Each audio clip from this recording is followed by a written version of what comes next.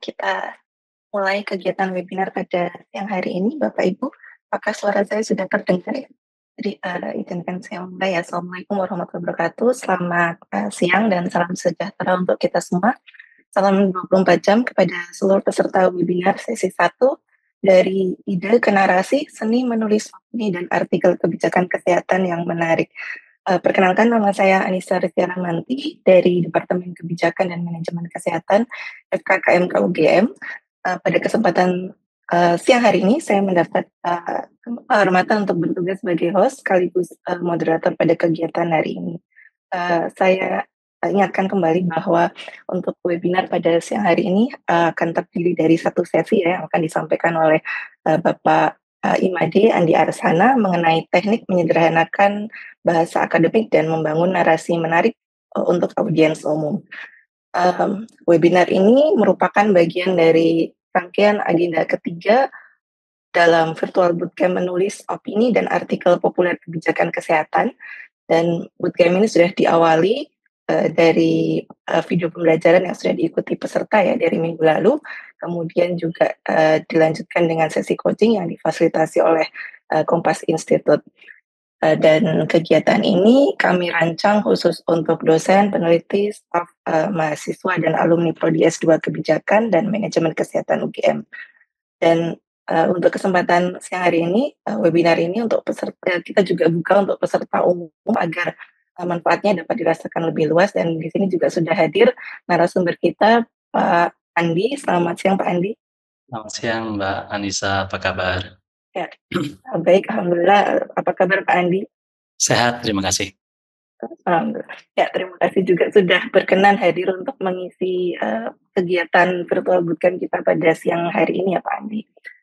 Sama-sama, sebuah kehormatan. Oke. Ya, sebelum memulai sesi Pak Andi, saya izinkan untuk memulai acara siang hari ini dengan memutar terlebih dahulu video sambutan dari Kepala Departemen Kebijakan dan Manajemen Kesehatan, Dr. Lutfan Nazwar. Assalamualaikum warahmatullahi wabarakatuh. Virtual bootcamp ini adalah langkah penting untuk mendorong dosen, staf, mahasiswa, dan alumni meningkatkan keterampilan menulis artikel populer dan opini kebijakan kesehatan. Harapan kami, kegiatan ini dapat meningkatkan visibilitas riset kebijakan kesehatan di media massa dan digital. Acara ini akan menghadirkan narasumber ahli dari kalangan akademisi dan media, sehingga peserta dapat belajar langsung dari pengalaman profesional di kedua bidang tersebut. Jangan lewatkan kesempatan ini untuk meningkatkan keterampilan menulis dan memperluas dampak kebijakan kesehatan. Terima kasih. Baik, terima kasih kepada Dr. Lutfan Nazwari atas sambutannya. Kita akan langsung memasuki sesi webinar seri pertama ya, yang mengangkat topik tentang teknik menyederhanakan bahasa akademik dan membangun narasi menarik untuk audiens umum. Dan sekali lagi di sini sudah hadir bersama kita narasumber kita Bapak Andi. Sebelum saya memulai ke Pak Andi, ini saya izin untuk memperkenalkan beliau dulu.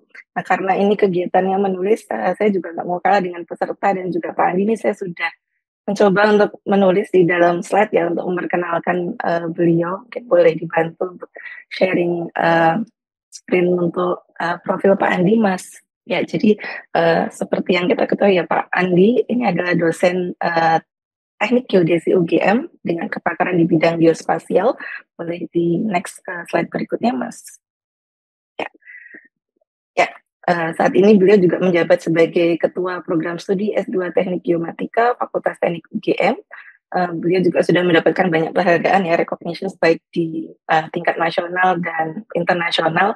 Dan selain berkarir di dunia akademik, Pak Andi juga aktif sebagai konten kreator di media sosial. Saya yakin saya dan juga mungkin teman-teman yang ada di sini sudah menjadi follower beliau ya, yang mengikuti konten-konten beliau terkait pendidikan, kehidupan kampus, dan juga keluarga. Kemudian next lagi Mas, ya. Selain itu khusus di kegiatan menulis artikel populer juga beliau sudah menghasilkan banyak karya. Kalau dulu saya mengikuti beliau di tulisan-tulisan di blognya mengenai tips dan cara mencari beasiswa untuk melanjutkan perkuliahan. Nah, kalau sekarang kita juga masih tetap terus belajar dari beliau ya untuk mengetahui bagaimana sih, menulis untuk artikel populer atau opini yang sudah banyak diterbitkan di berbagai media. Ini hanya contoh aja ya, di Kompas dan di Jakarta Post. Masih banyak lainnya, nanti kita mungkin akan mendengar dari Pak Andi ya. Langsung saja, saya persilahkan kepada Bapak Imade Andi Arsana, Pak Andi, untuk menyampaikan paparannya. Kan Pak Andi. Baik, terima kasih Mbak Anissa atas perkenalannya. Saya merasa senang sekali bisa ada di depan teman-teman meskipun sayang virtual ya saat ini. Mudah-mudahan nanti kita bisa bertemu di kesempatan lain secara langsung biar lebih hangat gitu interaksinya. Saya sudah menyiapkan beberapa poin yang akan saya sampaikan, tapi sebelum itu saya juga sudah membaca rencana tulisan dari teman-teman semua. Saya mendapatkan kalau tidak salah 15 ya, Pak Anissa ya. 15 rencana begitu kalau seorang yang akan menuliskan. Betul. Saya coba cermati, kemudian juga nanti kita bisa diskusikan gitu ya. Saya akan mulai dari ini. Saya mau tanya dulu, peserta ini adanya di mana ya sekarang ya, posisi beliau-beliau ini, Pak Anissa? Tersebar ya di mana? Iya, tersebar Pak Andi. Ada yang kalau sebagian besar mahasiswa ada di mahasiswa dan dosen ada di Jogja, tapi juga ada yang di luar Jogja. Kebetulan kalau saya sekarang sedang di London, ada nanti juga ada satu dosen yang dari luar juga. Siap. Yang sedang belajar saya ucapkan selamat belajar, dan saya tahu rasanya menjadi mahasiswa S3 tantangannya. Semoga bisa bertahan lalu nanti berhasil, amin ya. Saya coba share apa yang coba saya siapkan kemarin, mudah-mudahan sudah bisa terlihat. Mohon dikonfirmasi kalau sudah terlihat. Panitia memberi saya tugas untuk teknik menyederhanakan bahasa akademik dan membangun narasi menarik untuk audiens umum. Itu saya kopas apa adanya, ini verbatim misalnya kutipannya ini ya. Yang menarik adalah yang meminta saya itu Fakultas Kedokteran, tapi kata-kata dimulai dengan kata teknik. Waduh, saya nggak tahu nih. Fakultas ini nih kolaborasi beneran nih, FKKMK dengan teknik gitu. Tapi saya memberi judul lebih besar dari itu, maksudnya judul yang lebih umum, scientifically popular, popularly scientific. Jadi bagaimana kita membuat sesuatu itu populer, tetapi konten saintifiknya tidak hilang, gitu ya. Itu yang saya kira kita akan coba sampaikan. Teman-teman sekalian, saya akan mulai dari berita buruk dulu. Tadi saya melihat email yang lama, saya mendapati ini di deretan email saya yang dikirim oleh redaksi Kompas. Saya nggak tahu nih hitungannya berapa ini. Ini adalah semua semua subjeknya pengembalian artikel Kompas. Seperti teman-teman lihat, itu artinya sekian banyak artikel saya memang tidak terbit di Kompas. Jadi kalau teman-teman tahu, saya punya beberapa artikel yang terbit di Kompas, itu artinya sedikit saja dari sekian banyak artikel yang saya tulis yang ternyata tidak terbit. Ditolak itu sakit kalau saya bilang gitu ya. Nah, kalau Kompas menolak, itu biasanya kata-katanya seperti yang kanan itu. Ini adalah tolakan terakhir yang saya terima baru saja di bulan Oktober lalu. Jadi kalau kita baca bareng-bareng di sini ya, kami memberitahukan bahwa redaksi Kompas telah menerima artikel Anda berjudul, judul saya menggugat ekspor pasir laut. Teman-teman, saya kasih konteks sedikit. Pak Jokowi di akhir masa jabatan beliau itu membuat satu aturan bahwa kita boleh mengekspor pasir laut dan seterusnya begitu ya.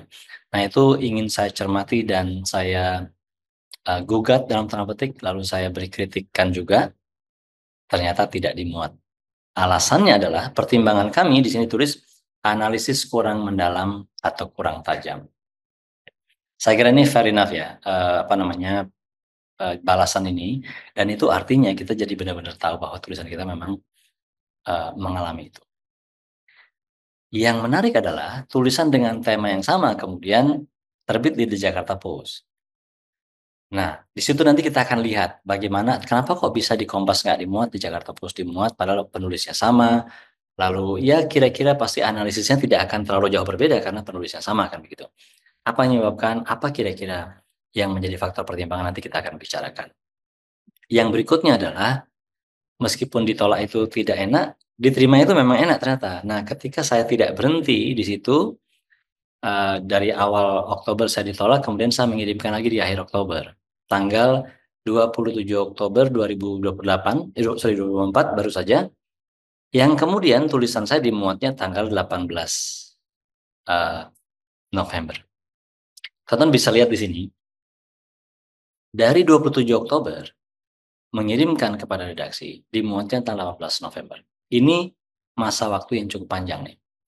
Jujur saya katakan, ini termasuk periode yang agak lebih panjang dari yang saya pahami. Biasanya Kompas kalau seminggu nggak muat, dia akan nyatakan ditolak tuh.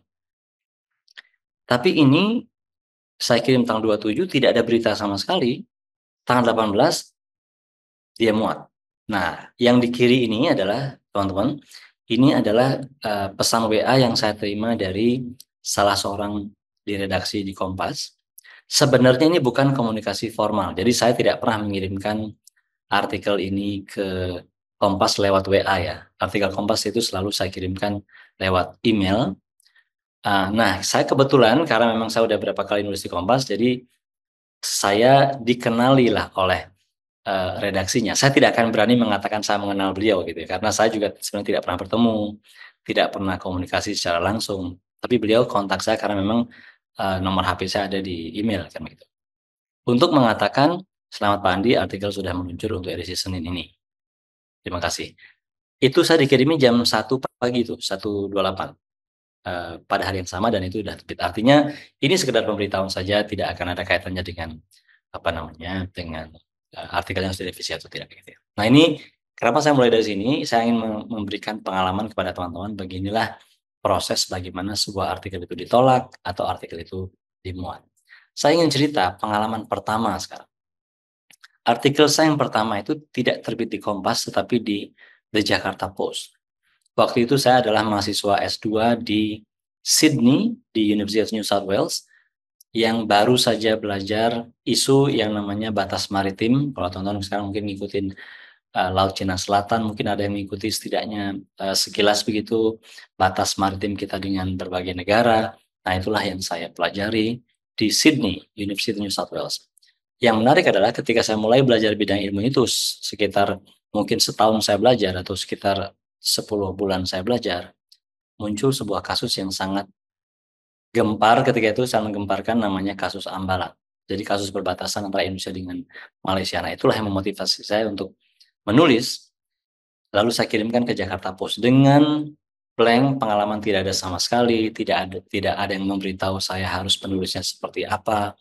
Modal saya cuma satu, melihat artikel di Jakarta Post, mencoba memahaminya, lalu mencoba menulis sesuatu yang mirip dengan apa yang pernah saya baca.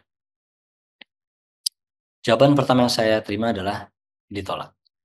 Jadi saya juga ditolak di Kompas, di Jakarta Post pertama kali. Alasannya apa? Alasannya kepanjangan. Waktu itu saya menulis 1.200 kata, ternyata yang dibolehkan adalah 1.000 maksimal. Nah, yang menarik kemudian, saya begitu ditolak, patah hati. Gitu ya, saya langsung tidak melakukan apapun, sampai kemudian sekitar seminggu saya diamkan itu, dan saya sudah merasa ya ditolak gitu, nggak ada tidak ada harapan lagi. Tapi somehow di hari ke-7 atau ke-8 saya baca lagi surat penolakan itu, lebih jernih sekarang, tidak emosional lagi. Lalu saya baca lagi, tulisannya bunyinya, karena kepanjangan artikelnya. Bukan karena analisis yang buruk, bukan karena tidak sesuai, tapi karena kepanjangan. Saya mencoba berpikir positif. Kalau alasannya kepanjangan, artinya cara saya untuk mengatasi ini adalah memendekkan. Walaupun tidak yakin, tetap saya lakukan, saya pendekkan, karena dia bilang artikel yang kami terima itu at most 1.000 kata. Makanya saya kemudian memendekkan itu, lalu saya kirim lagi, lalu saya lupakan. Tidak ada berita apapun. Ternyata April tanggal 12 artikel itu dimuat. Jadi 12 April 2005 itu adalah artikel saya pertama kali dimuat di Jakarta Post. Luar biasa senangnya, teman-teman mungkin bisa membayangkan. Nah, jadi penolakan yang kalau kemudian kita revisi itu bisa saja menjadi penerimaan. Kompas kemudian setelah nolak berkali-kali menerima saya tuh di tahun 2005 juga bulan Juni tanggal 23 kalau tidak salah. Nah, inilah artikel saya yang pertama kali dimuat di Kompas. Nah, saya juga cerita kenapa saya tidak menyerah, lalu kemudian apa yang saya lakukan ketika menulis artikel ini sampai hari ini diterima, itu ada saya tulis di Kompas, tulis di blog juga. Intinya adalah Kompas itu adalah koran yang sangat memperhatikan kualitas dan kebenaran data. Jadi kekayaan informasi dan kedalaman analisis itu benar-benar menjadi hal yang sangat diutamakan oleh Kompas. Itu yang akhirnya saya percaya gitu ya. Nah, berikutnya ini adalah tulisan saya yang terkini di Kompas, terbit yang kemarin saya bilang yang 18 November itu, the latest one. Setelah ini ngendon di Kompas selama sekitar 21 hari atau 3 mingguan. Jadi 3 mingguan diterima, tidak ada berita lalu terbit. Nah, ini juga di Kompas. Yang menarik kemudian, kalau ketika tadi teman-teman masih ingat, misalnya saya pernah menulis tentang ekspor pasir laut di 2024 kemarin yang ditolak, itu sebenarnya saya pernah menulis konten yang mirip atau isu yang mirip di tahun sebelumnya dan diterima. Jadi istilah analisis kurang mendalam segala macam itu kadang-kadang membuat kita merasa bertanya-tanya. Kurang dalam seperti apa? Karena saya sudah pernah menulis hal yang sama atau hal yang mirip di tahun lalu. Tapi anyway, apapun yang terjadi, kita tetap menurut saya paling tidak harus menerima itu, dan itu bagian dari proses pembelajaran gitu ya. Nah, sekarang saya tadi juga Mbak Anissa sudah dengan sangat baik menyampaikan apa yang sudah pernah saya tulis begitu ya di di CV saya tadi. Ini beberapa yang saya tulis, 12 tulisan saya terkini di Kompas.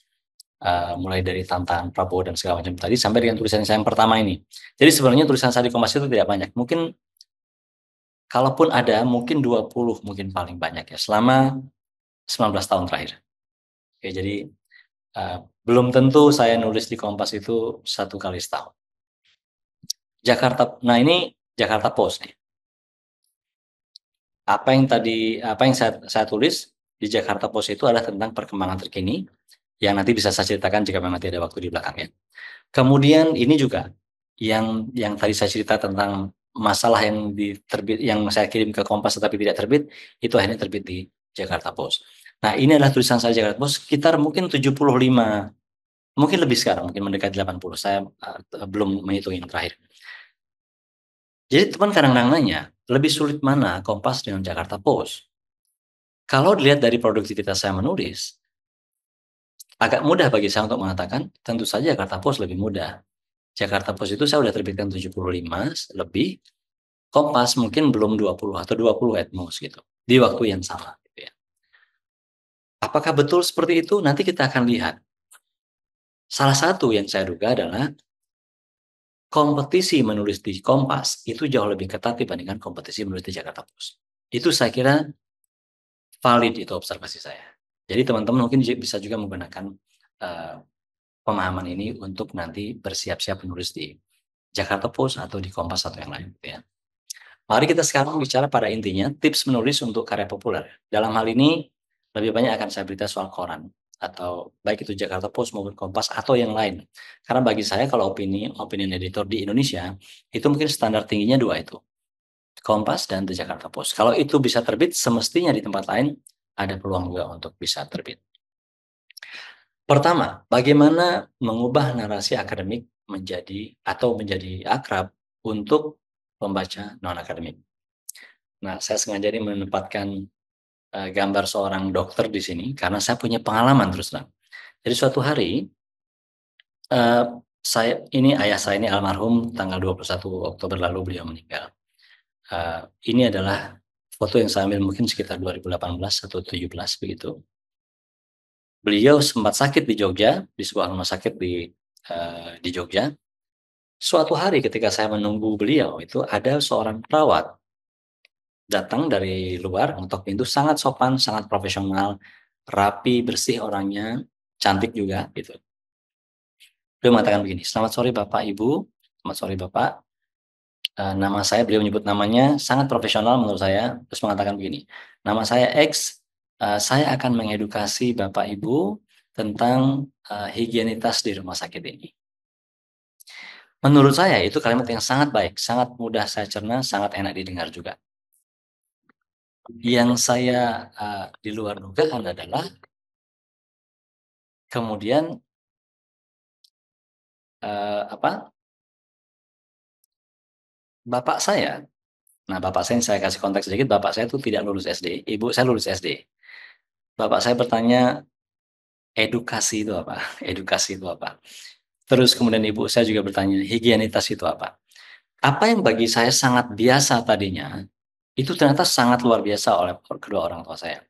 Nah, itu juga mengingatkan saya akan kata-kata umum yang diucapkan oleh teman-teman dari bidang kesehatan seperti ini, misalnya stigma, suspek, edukasi, prevalensi, komplikasi.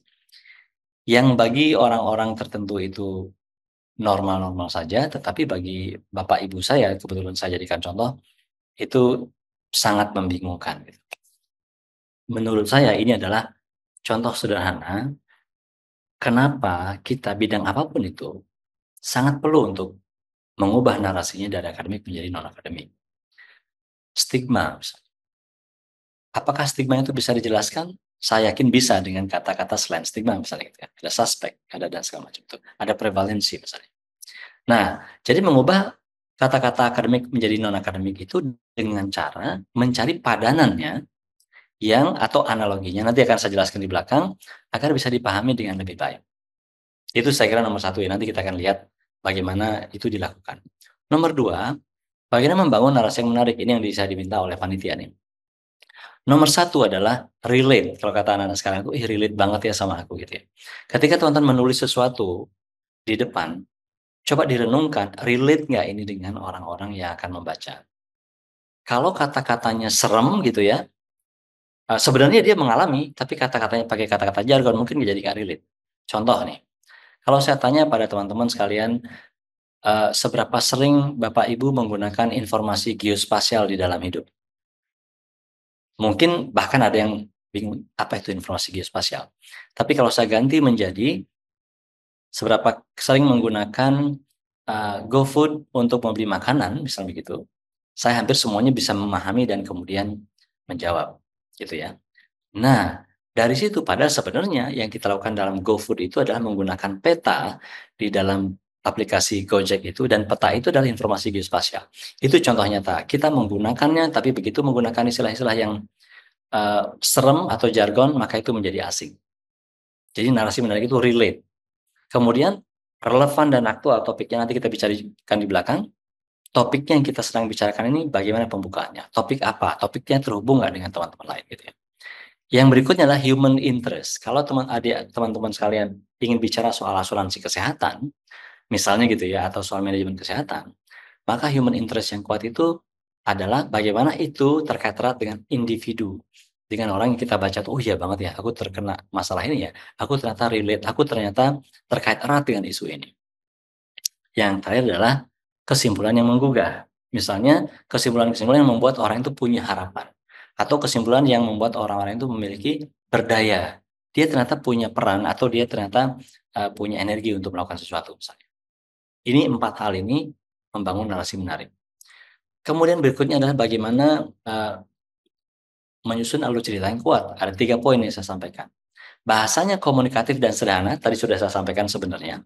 Kemudian berikutnya adalah, saya ulangi sedikit. Menyusun informasi secara sistematis dengan alur piramida. Jadi alur piramida itu piramida terbalik. Itu artinya berarti yang besar di atas kemudian mengerucut ke bawah. Isu yang pertama disampaikan adalah yang besar mudah dipahami siapa saja sebelum dia ada isu-isu yang lebih spesifik. Contoh di bidang saya. Kalau saya mengatakan pada teman-teman Bapak Ibu semua soal koordinat batas maritim Indonesia dan Malaysia tidak menggunakan datum geodesi yang sama. Kemungkinan besar agak membingungkan. Apa itu maksudnya? Tapi kalau saya mulai dari cerita bahwa 1.000 nelayan Indonesia ditangkap oleh Malaysia setiap tahun karena perbedaan persepsi garis batas antara Malaysia dan Indonesia, itu kemungkinan besar Bapak Ibu teman-teman paham maksudnya. Baru kemudian saya kerucutkan lagi, nah perbedaan persepsi batas maritim ini terjadi karena perbedaan aspek teknis geodesi yang bernama datum. Datum itulah yang harus kita satukan. Jadi riset saya atau cerita saya tentang datum, tapi nyusunnya dari atas ke bawah itu dari hal yang besar mudah dipahami sampai yang sederhana. Yang berikutnya baru menyatakan fakta dan argumentasi mendukung seperti tadi. Ada sekian orang yang ditangkap, ada sekian orang yang dikembalikan, ada sekian orang yang menderita. Itu adalah fakta dan argumentasi. Berikutnya adalah membuat pembaca bertahan itu gimana? Saya juga diminta ini oleh panitia. Kok bisa pembacanya jadi bertahan membaca tulisan kita? Pertama, hook-nya harus kuat. Jadi shocking statement tadi. Kita mengatakan 1.000 nelayan Indonesia ditangkap oleh Malaysia tiap tahun. That's hook. Elemen narasinya adalah misalnya lebih kepada bagaimana sesuatu itu berpengaruh dan kemudian menjadi cerita yang emosional gitu. Ini leading kepada kedua ya. Misalnya gini, bayangkan kalau Bapak Anda adalah seorang nelayan yang berangkat dari rumah pergi menangkap ikan di laut, lalu ternyata tidak kembali gitu. Tidak kembali itu bukan karena kejahatan, tapi karena ternyata ada perbedaan cara Malaysia dan Indonesia membaca peta batas maritim dan seterusnya gitu ya. Jadi emosi pembacanya di bawah, kalau dia ngalami itu gimana? Yang berikutnya interaktif, jadi ada pertanyaan di situ. Seakan kita ajak bercakap-cakap dia, misalnya bayangkan atau imajinasikan, atau seandainya Anda seperti ini. Meskipun dia tidak menjawab karena dia membaca, tapi dia seperti diajak berdialog. Berikutnya, call to action. Lalu, apa yang akan kita lakukan? Atau apakah kita akan biarkan itu? Atau sebagai mahasiswa kedokteran, apa yang akan dilakukan? Jadi, call to action. Membuat orang itu ingin atau merasa perlu untuk melakukan sesuatu di akhir. Dan yang terakhir adalah menjemati dunia akademik dengan masyarakat. Nah, dari situ ada beberapa poin yang perlu kita perhatikan. Pertama, kesederhanaan itu berlawan akurasi. Kita ingin sederhanakan, tapi karena akurasi jadi kita korbankan. Ini seninya berarti. Akurasinya tetap, jadi tetap akurat dia informasinya, tapi disampaikannya dengan sederhana. Oke. Kemudian yang juga sangat penting adalah agar dia berdampak. Ini relevansinya bagi dunia nyata apa? Kalau kita ngomong ini dampaknya bagi orang yang membaca secara langsung itu apa? Gitu. Berikutnya adalah prosesnya ilmiah, tapi gayanya narasi. Bercerita jadi storytelling. Lalu yang berikutnya adalah perspektif masyarakat. Jadi jangan lupa masukkan bagaimana pendapat masyarakat tentang hal itu. Atau bagaimana masyarakat melihatnya. Oke. Kemudian yang juga sangat penting adalah bahwa ilmu yang kita bicarakan apapun ini, itu menghadirkan solusi. Bukan hanya sekedar menjelaskan, ini hal yang beda ya. Kita bisa menjelaskan sesuatu duduk perkara dengan cara keilmuan, tapi pembaca taunya atau inginnya, solusinya apa nih? Oke. Yang terakhir adalah menjamin adanya ruang refleksi. Jadi pertanyaan-pertanyaan yang menggugah tadi itu membuat si pembaca merenung, diam sebentar, lalu bertanya. Kita ganggu pemikiran mereka dengan pertanyaan misalnya. Atau dia menyajikan fakta-fakta yang mungkin berbeda dengan apa yang selama ini beredar di masyarakat dalam bentuk pertanyaan-pertanyaan gitu. Jadi menjamin adanya ruang refleksi. Nah, sekarang kalau kita lihat pemicunya, apa yang memicu kita menulis? Bisa jadi ada isu populer memang, itu yang memicu kita. Atau karena kita ahli sesuatu, walaupun tidak ada isunya, tapi karena kita ahli sesuatu, kita bisa juga melakukan sesuatu. Atau didorong oleh idealisme. Contohnya nih, saya tidak tahu politik, tapi saya punya idealisme tentang politik. Tentang pendidikan misalnya. Walaupun saya bukan ahli pendidikan, walaupun saya seorang dosen. Gitu ya. Jadi idealisme itu bisa mendorong. Nah sekarang teman-teman, perhatikan mana yang mendorong kita untuk menulis. Sehingga nanti kita bisa perkuat itu. Tidak mendikte pembaca. Kalau teman-teman baca ini atau lihat tulisan saya ini, sore sekitar pukul 3:30, jalanan mulai ramai. Anak-anak sekolah nampak penat mengendarai motornya. Mereka baru pulang dari sekolah. Sementara itu pedagang kaki lima mulai berkemas di trotoar yang sebentar lagi akan jadi lapak mereka. 1 atau 2 ibu-ibu pekerja nampak mengantre untuk membeli tahu goreng atau pisang molen untuk dijadikan oleh-oleh. Kalau saya tanya ini, di kota mana kira-kira kejadian ini ada? Saya nggak tahu nih teman-teman lagi memperhatikan atau tidak sesi ini, tapi kalau teman-teman memperhatikan, mungkin bisa tulis di kolom komentar di kota mana kira-kira kejadian ini. Kalau saya boleh minta tolong gitu ya. Ada nggak yang mau menuliskan?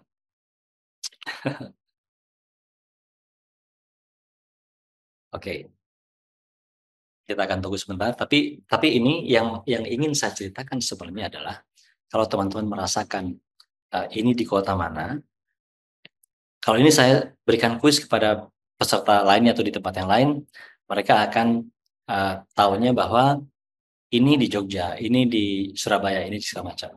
Tergantung di mana mereka tahu berada. Dan itulah yang kemudian saya katakan bahwa ini adalah cara menulis atau cara tidak langsung mengatakan bahwa Ho Chi Minh City itu mirip dengan kota di Indonesia. Ini adalah Ho Chi Minh City yang saya ceritakan tadi. Tapi saya tidak mengatakan di situ Ho Chi Minh City mirip kota di Indonesia. Saya tidak ngomong begitu kan. Jadi narasinya saya biarkan, mereka yang akan menyimpulkan.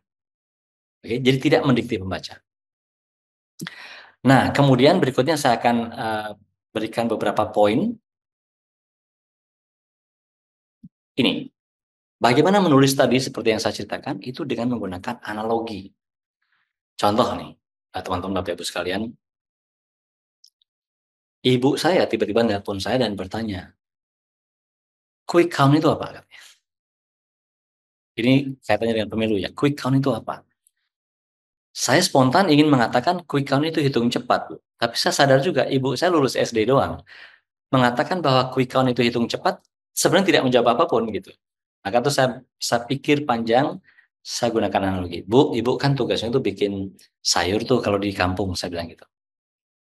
Sayur itu supaya ibu tahu enak gimana caranya. Pasti ibu saya akan spontan mengatakan dicicipin dong. Oke, saya bilang lagi, kalau tempatnya gede banget tuh wadahnya besar banget, gimana caranya ibu menjamin semua sayur itu enak? Ibu saya bilang, ya udah diambil di pojok sini dikit, pojok sana dikit, pojok situ dikit, dicicipin semua supaya kita yakin sayurnya enak. Saya bilang, itulah namanya quick count. Mencicipi sesuatu sedikit untuk bisa mengetahui rasa dari keseluruhannya. Nah, itu yang saya maksud dengan analogi. Apalagi yang lain? Yang lain adalah asosiasi. Mengasosiasikan sebuah topik dengan sesuatu yang populer. Siapa yang tidak kenal siapa yang tidak kenal teddy bear? Banyak atau hampir semua orang kenal. Tapi kalau kita ingin menceritakan sesuatu, bisa mengaitkan dengan teddy bear itu akan lebih mudah. Contohnya ternyata ada di bidang saya. Ketika kita bicara soal perbatasan, ternyata perbatasan itu bisa dikaitkan dengan teddy bear. Itu contoh. Jadi misalnya gini, while we generally agree that border dispute can endanger people's life, I doubt that many people know that the popular teddy bear has something to do with border dispute. That was my first kalimat ketika nulis di Jakarta Post. Teddy bear, like, orang akan, apa nih? Kan teddy bear itu mudah sekali. Terus yang lain apa lagi? Ini, satu lagi kalau saya boleh, asosiasi. Mohon maaf, ini saya tadi mencoba mencari fotonya Inul yang lebih syariah, nggak ketemu. Inul ketika dia mengeluarkan goyang yang seperti yang mungkin ada juga yang teman-teman tahu, tapi bukan itu yang lebih penting. Ada seorang profesor fisika di UI menulis ini, belajar teori chaos lewat goyang Inul. Menurut saya itu wow. Jadi dia mengaitkan hal yang sangat penting, yang sangat resmi, yang sangat ilmiah dengan suatu fenomena yang beredar saat itu. Bahwa gerakan goyang Inul yang sangat chaotic itu ternyata bisa digunakan untuk menganalogikan atau mencontohkan sebuah gerakan chaotic atau gerakan yang sembarang yang dipelajari di fisika. Ini sudah ditulis tahun 98 kira-kira atau awal 2000, 25 tahunan sekarang, saya masih menggunakannya sebagai contoh. Saat ini itu artinya tulisan itu nancap di kepala saya. Jadi itu yang saya maksud dengan bagaimana mengasosiasikan topik dengan apa yang sedang beredar saat itu. Saya kira itu dulu mungkin. Jadi intinya adalah topik tadi semua yang diminta oleh panitia sudah saya jelaskan, lalu bagaimana melakukannya kita sudah lakukan, asosiasi dan analogi. Nanti soal contoh-contoh nanti kita bisa diskusikan. Saya kembalikan kepada Ibu Anissa. Terima kasih. Baik, terima kasih Pak Andi atas materinya yang sangat menarik dan inspiratif ya. Tadi saya coba meresum, kalau dilihat dari pengalamannya Pak Andi tadi diawali dengan banyak penolakan, ternyata memang kuncinya harus konsisten ya Pak Andi, terus mencoba, kemudian juga berani untuk memulai itu sebagai langkah penting bagi kita untuk menjadi penulis yang produktif. Baik, kita akan melanjutkan dengan versi tanya jawab. Jadi bagi peserta yang ingin bertanya, silahkan bisa menuliskan pertanyaannya di kolom chat atau bisa langsung raise hand ya untuk membuka open mic dan bertanya langsung kepada Pak Andi. Mungkin silahkan. Sebagai informasi kemarin juga sudah ada beberapa peserta bootcamp juga yang sudah mulai mensubmit artikelnya Pak Andi ke ke Kompas ya. Nanti mungkin bisa di-share nih pengalamannya, ada Mas Tahya dan Mbak Nita ya. Silakan kalau ingin ada yang ingin ditanyakan. Oke, sambil menunggu peserta untuk bertanya. Oh, silakan. Oh, baik. Silakan Bu Putri, bisa Ya, pertanyaannya. ya, terima kasih kesempatannya Bu Nisa. Selamat siang Pak Andi. Saya ingin menanyakan, kalau tadi disampaikan misalnya tingkat kesulitan yang berbeda atau mungkin sedikit proses yang berbeda ya antara Kompas dengan Jakarta Post. Nah, kalau di penulisan ilmiah itu atau publikasi ilmiah kan kita kenal misalnya ada Scopus gitu ya, kemudian ada misalnya Q1234 gitu. Nah, kalau di dalam penulisan yang populer ini atau yang opini ini, ada nggak seperti itu supaya sebagai pemula gitu ya, kita bisa menakar kira-kira kita harus kemana dulu sih sebaiknya gitu, yang mungkin untuk awal-awalnya, kemudian semakin lama mungkin semakin meningkat seperti itu. Jadi ada semacam penggolongannya kah atau seperti apa gitu Pak? Baik, saya langsung jawab ya Mbak Anissa ya. Oh iya, silakan Pak Andi. Ya, terima kasih Bu Putri. Saya memahami bahwa memang tidak ada indeksasi formal di dalam mengklasifikasikan media populer ya. Tidak ada indeksasi formalnya. Kalau Scopus kan jelas ada Sinta segala macam, ada indeksnya. Tidak ada. Memang yang digunakan orang itu biasanya semacam reputasi yang dipahami masyarakat gitu. Kompas menurut saya itu kastanya tertinggi ya, boleh dibilang begitu ya. Sebagai koran dia reputasinya terbaik, kita juga tahu itu. Kenapa? Karena akurasi beritanya, kemudian segmen pembacanya dan segala macam gitu ya. Sehingga pesaing untuk penulis di Kompas itu pasti lebih banyak dibanding yang lain. Itu keyakinan saya dan itu juga memang benar gitu ya. Kedua, Jakarta Post. Jakarta Post itu sebenarnya secara quality menurut saya 11-12 sama Kompas. Tapi ada tapinya. Orang yang berminat atau merasa confident untuk menulis dalam bahasa Inggris itu ternyata lebih sedikit dibandingkan yang menulis dalam bahasa Indonesia. Saya kira ini sangat masuk akal dan bisa kita pahami. Nah, jadi persoalannya sekarang berarti di keketatan persaingan. Bukan lagi soal quality kalau itu. Ini sama seperti inilah Bu, seperti orang masuk UGM gitu ya. Kalau misalnya ada orang yang kualitasnya bagus banget dan sebenarnya layak masuk UGM, tapi kuotanya habis, maka dia tetap aja nggak masuk gitu kan. Jadi katakan misalnya standar masuk atau bisa bertahan di UGM itu adalah nilainya segini. Tapi kalau ternyata ada ribuan orang nilainya lebih bagus dari itu, maka dia tetap tidak masukkan gitu. Nah, itu menurut saya yang terjadi juga di Kompas. Jadi kalau menurut saya sekarang kalau ditanya pribadi, maka dua itu yang menjadi the bar-nya gitu. We have to set the bar high, maka Kompas dan Jakarta Post itu menurut saya menjadi yang paling tinggi untuk di Indonesia gitu. Nah, sehingga kalau memang Bapak Ibu teman-teman merasa perlu katakan berlatih dulu, mungkin memang ada baiknya juga memilih koran yang berbeda yang lain sebelumnya. Misalnya yang pernah saya lakukan adalah Suara Pembaruan. Saya nggak tahu sekarang masih ada nggak, Media Indonesia, kemudian Republika, gitu. Ada satu lagi yang mau saya kasih tips nih. Kadang-kadang institusi tertentu itu bekerja sama dengan koran. Dulu misalnya UGM ini Bu, ini bekerja sama dengan Republika. Kok ada koran Sindo gitu ya. Karena bekerja sama, maka sebenarnya kan begini, koran itu kan sebenarnya desperate mencari tulisan bagus kan, atau tokoh yang dia percaya untuk menulis itu sebenarnya sama. Nah, ketika dia bekerja sama dengan perguruan tinggi sebesar UGM, maka dia pun merasa tenang akan ada sumber-sumber penulis yang bagus pastikan, sehingga kemudian adalah kerjasama. Jadi dengan kerjasama itu kadang-kadang membuat tulisan kita relatif lebih mudah dimuat. Atau kasarannya kalau tulisan kita sama kualitasnya dengan penulis lain, bisa jadi tulisan kita dimuat. Jadi mungkin bisa dicek ke fakultas atau ke Humas UGM ya, mungkin nanti bisa dicek dengan siapa kita kerjasama. Semoga bisa memberikan gambaran. Terima kasih Bu Putri. Ya, untuk majalah juga seperti itu ya Pak ya? Oke, kalau majalah, kalau misalnya kita lihat yang mungkin sekarang paling reputasi yang paling tinggi mungkin Tempo ya. Nah, kalau oke, ada satu lagi yang mungkin perlu saya ceritakan.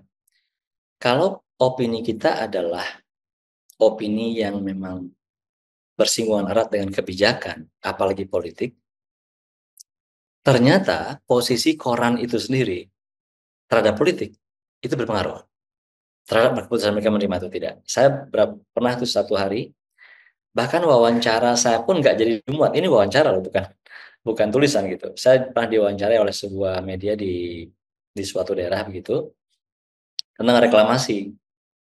Saya menjawab dengan sangat baik menurut saya gitu, segala macam. Kemudian dua hari kemudian wartawannya mengatakan, mohon maaf Pak Andi, hasil wawancara tidak bisa kami muat karena alasan tertentu. Dalam kurung dia bilang, saya kira Bapak mungkin sudah memahaminya. Gitu, kira-kira gitulah. Jadi waktu itu saya sangat menentang reklamasi, dan ternyata koran itu belakangan saya tahu adalah pendukung reklamasi. Itu saya kira juga penting untuk nanti dilihat. Tempo dalam hal ini kalau kita lihat ya, Tempo itu kan kritis sekali kepada pemerintah. Maka menurut saya tone kita bisa diarahkan kepada sisi Tempo tanpa harus mengorbankan kebenaran-kebenaran ilmiah tentu saja kan gitu ya. Jadi saya tidak sarankan Bapak Ibu sama sekali mengkompromikan kebenaran ilmiah hanya demi apa yang tadi kita sudah bicarakan sebelumnya. Tapi jika tone-nya diarahkan ke situ, maka kansnya lebih tinggi. Critical gitu ya, mereview, ngasih masukan. Sebaliknya kalau di media lain, saya nggak tahu yang mana gitu ya, tapi saya yakin ada juga media yang memang pro pemerintah, misalnya cenderung membela pemerintah atau cenderung pro, maka ketika kita menyampaikan kritik, maka narasi kemudian diksinya itu bisa kita pilih sebenarnya. Jadi kalau saya, Bu Putri, merasa ini bukan soal kita tidak idealis, tapi ini soal berjuang diplomatis agar gagasan saya kita benar-benar muncul di permukaan, kan gitu ya kan. Tujuan kita kan bukan soal menentang ini, menentang itu, atau menunjukkan kita punya pandangan. Tapi intinya gagasan saya ini bisa tersaji di masyarakat atau di media yang akan mempengaruhi kebijakan, kan gitu intinya kan. Maka menggunakan diksi yang tepat, mengubah tone, kemudian menyesuaikan angle itu menurut saya adalah bagian dari diplomasi itu sendiri. Terima kasih. Terima kasih Pak Andi. Sama-sama. Baik, terima kasih Pak Andi dan Bu Putri. Selanjutnya, jika masih ada yang ingin bertanya, silahkan untuk raise hand. Sambil menunggu peserta, saya mungkin izin bertanya dulu Pak Andi. Tadi kan Pak Andi menyampaikan di contoh ya, mengubah teknik istilah-istilah yang teknik kan tadi seperti geospasial, kemudian langsung ke arah Gojek. Nah, di kami misalnya di bidang kedokteran dan juga misalnya kalau saya mungkin di sistem informasi kesehatan kadang-kadang juga perlu menggunakan istilah-istilah teknis yang kurang familiar. Misalnya kalau riset yang sekarang sedang dilakukan tentang generative AI gitu kan. Nah ini apakah istilah-istilah seperti ini harus kemudian diterjemahkan menurut KBBI? Kalau metaverse kemudian menjadi meta semesta, kemudian kalau generative AI saya apakah langsung dibuat contohnya ke ChatGPT? Nah itu apakah ada prinsip atau panduan gitu yang Pak Andi bisa anjurkan kepada kami? Kalau menurut saya tidak harus diterjemahkan langsung tanpa menyebutkan aslinya. Jadi ini trikinya begini menurut saya itu. Kalau kita sangat kaku dengan terjemahan ke bahasa Indonesia, bisa jadi itu tidak sepopuler yang bahasa Inggrisnya. Contoh nih, efektif efisien itu kan ada bahasa Indonesia resminya tuh, sangkil dan mangkus. Entahlah, mungkin ada nih di depan saya ini yang tidak tahu bahkan bahwa kata sangkil dan mangkus adalah terjemahan dari efektif efisien misalnya gitu ya. Itu satu fakta. Jadi kehati-hatian kita dalam bernavigasi di sini tuh menurut saya jadi penting tuh Mbak. Maka saran saya tuh begini, bukan soal kata bahasa Indonesianya, tapi soal narasi maknanya. Contoh begini, seperti kata Steve Jobs, bayangkan suatu hari nanti kita bisa tanya pada Einstein apa pendapat dia tentang dunia, gitu kan dia bilang kan. Dia tidak mengatakan AI loh di saat itu. Jadi bayangkan, di tahun 90, tahun 85 dia udah ngomong gitu. Di masa depan nanti kita bisa tanya sama Einstein tuh, walaupun dia sudah mati katanya, Einstein akan ngomong lagi apa pandangan dia tentang ini. That is exactly AI, right? Ketika ada AI ngumpulin pengetahuannya Einstein itu jadi satu, lalu menjawab atas nama Einstein atau seperti seorang Einstein. Nah, jadi maksud saya yang paling penting bukan soal istilah bahasa Inggris apa bahasa Indonesianya, tetapi narasi apa yang mau kita sampaikan di depan agar orang mendengar itu bisa paham. Bisa contohnya tadi kan apa tadi generative AI ya, Sid ya.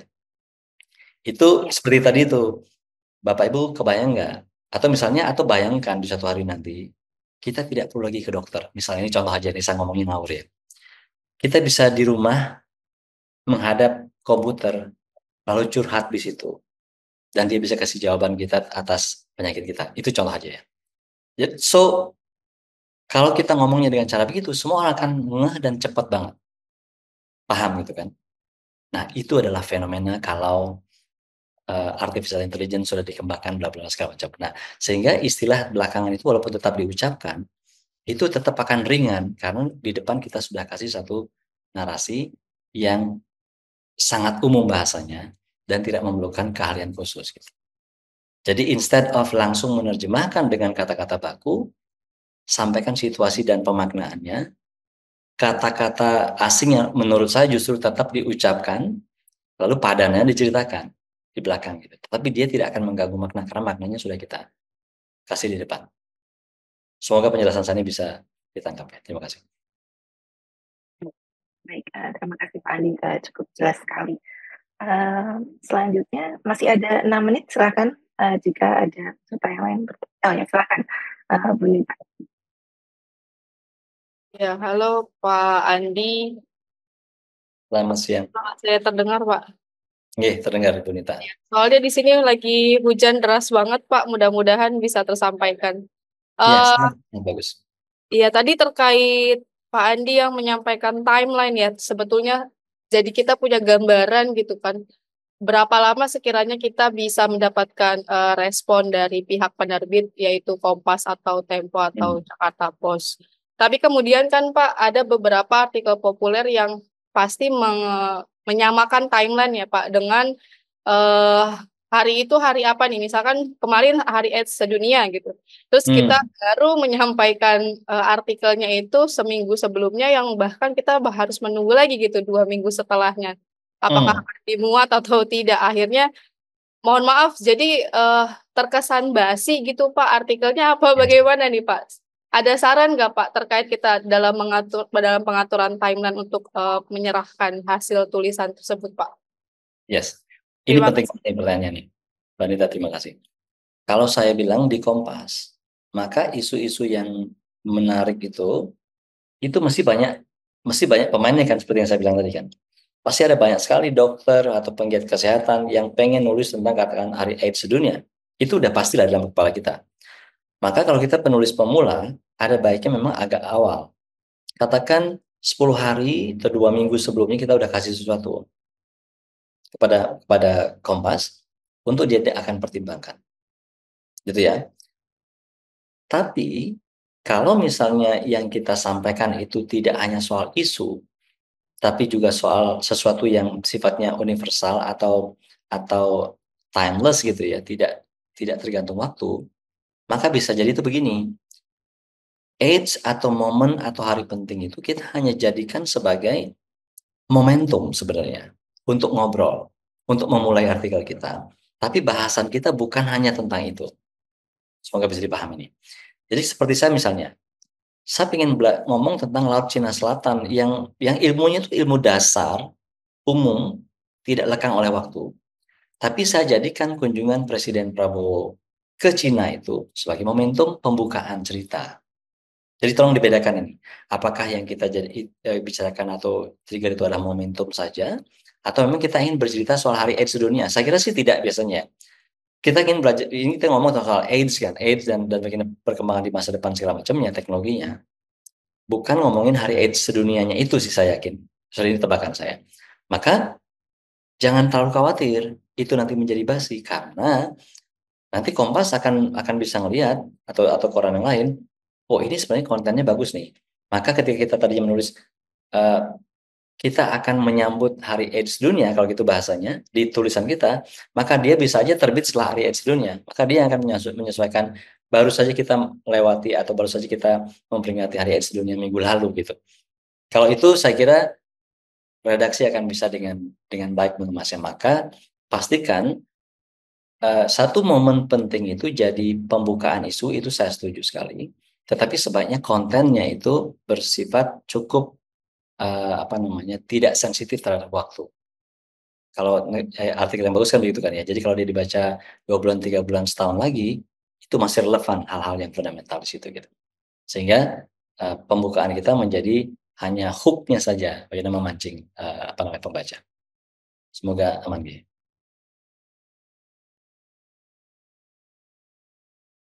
Iya. Baik. Terima kasih Pak Andi. Siap.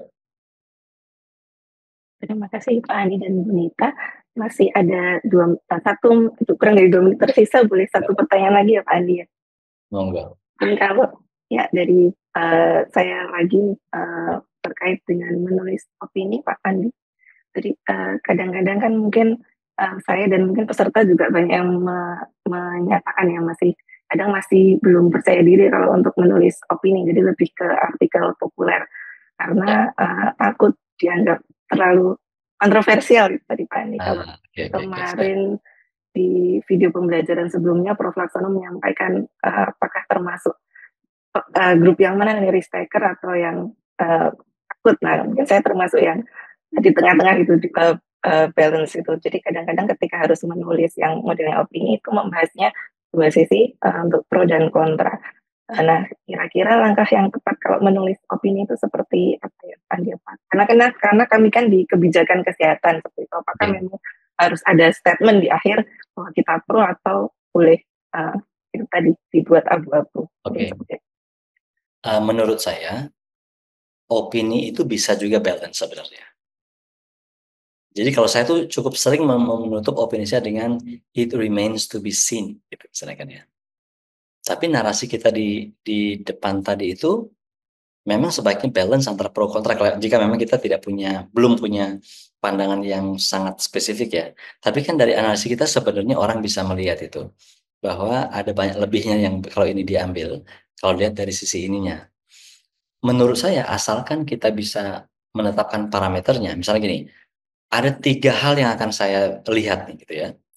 1, 2, 3. Dari ketiganya itu, 2 kebijakan ini saya bandingkan gitu kan. Kan tidak boleh yang satu dinilai dengan 3 parameter, yang kedua dinilai dengan 4 parameter, kan nggak boleh gitu. Jadi parameternya sama 3. Kebijakan 1 dibandingkan dengan kebijakan 2. Yang dari 3 itu dilihat, maka itu clearly yang A lebih bagus. Nggak apa-apa menurut saya. Jadi dalam hal ini tentu saja nanti bisa kita tambahin, tentu saja pendapat ini perlu ditinjau lagi jika ada parameter lain yang harus kita pertimbangkan. Dengan mengatakan, misalnya politik itu kan kita nggak tahu ya. Ya politik saya tidak domainnya di situ, tapi bisa jadi kalau dengan politik, maka pendapat ini bisa berubah. Jadi artinya pendapat kita firm di satu sisi, tapi juga kita memberikan ruang bahwa bisa jadi pendapat kita itu belum komprehensif. It remains to be seen. Oke, siap.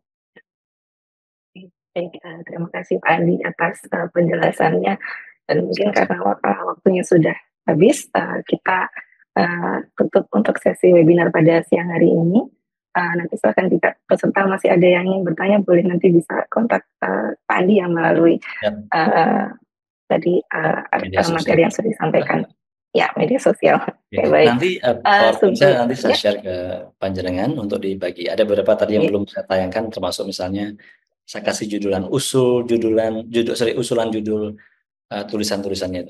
Saya udah kasih alternatif judulnya gitu. Oh, baik. Terima kasih banyak Pak Andi. Nanti akan kami bagikan ke peserta. Kemudian untuk sebelum closing dulu, boleh kita foto bersama nih Pak Andi ya? Boleh. Silakan rekan-rekan untuk membuka kameranya ya. Kita akan foto bersama sebelum mengakhiri kegiatan. Mohon bantuannya Mas Fahid ya untuk meng-capture. Silahkan dibuka yang bisa membuka videonya. Mungkin kita tunggu satu lagi. Ya, baik. Oke. Jika sudah tidak ada, kita langsung saja silahkan untuk berpose. Ya. Mohon dibantu Mas Wahid untuk capture screenshotnya. Saya akan hitung ya Bapak Ibu. 1, 2, 3. Oke, baik.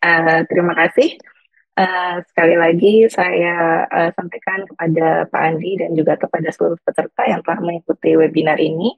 Kami menginformasikan lagi bahwa webinar ini adalah sesi pertama, jadi masih ada 3 sesi lainnya dengan narasumber dari jurnalis dan juga editor dari TCID. Jangan lupa untuk mengikuti informasi jadwalnya melalui media sosial dari Departemen HPM. Terima kasih Pak Andi atas waktunya dan rekan-rekan semua. Sampai berjumpa di sesi berikutnya. Kami tutup. Wassalamualaikum warahmatullahi wabarakatuh. Selamat siang, salam 24 jam dan sehat selalu. Terima kasih, mohon pamit ya, matur nuwun semuanya, sukses. Yes, terima kasih Pak Andi.